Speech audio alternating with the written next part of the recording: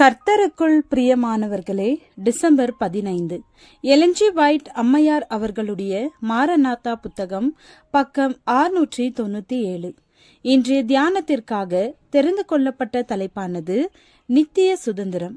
வசனம் கொலோசியர் 1 அதிகாரம் வசனம் 12-13. ஒளியிலுள்ள பரிசுத்தவான்களுடைய சுதந்திரத்தில் பங்கடைவதற்கு நம்மை தகுதியுள்ளவர்களாக்கினவரும் இருளின் அதிகாரத்தினின்று நம்மை விடுதலையாக்கி தமது அன்பின் குமாரனுடைய ராஜ்யத்திற்கு உட்படுத்தினவருமாயிருக்கிற பிதாவை ஸ்தோத்தரிக்கிறோம். மீட்பின் கிரயம் செலுத்தப்பட்டுவிட்டது. நித்திய வாழ்வை பெறுவதற்கு தேவனுக்கு கீழ்ப்படிந்து வாழ்வதின் மூலம் அனைவரும் தேவனிடம் வரலாம்.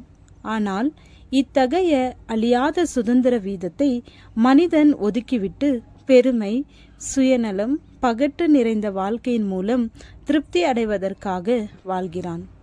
ஆனால் இம்மைக்கும் புதிய பூமிக்குமான ஆசீர்வாதத்தை இழந்து போகிறான்.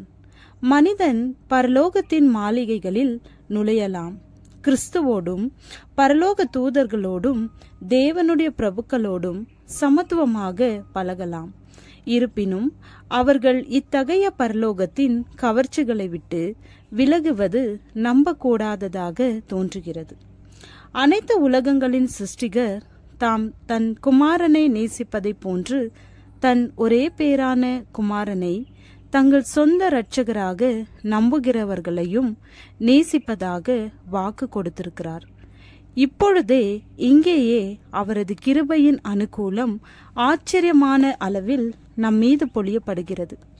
பரலோகத்தின் ஒளியும் மகத்துவமுமானவரை மனிதர்களுக்கு ஈவாக கொடுத்ததின் மூலம் பரலோக பொக்கிஷங்கள் அனைத்தையும் தேவன் நம்மேல் பொழிய பண்ணியிருக்கிறார். இனி வரப்போகும் வாழ்வை நமக்கு வாக்கு பண்ணினதோடு மட்டுமில்லாமல் இந்த வாழ்விலும் மேன்மையான ஈவுகளால் தேவன் நம்மை நிரப்புகிறார். அவரது கிருபைக்கு பாத்திரவான்களாகிய நாம் சிறந்து பரந்த உன்னதமான குணநலங்களை பெற்று மகிழ விரும்புகிறார்.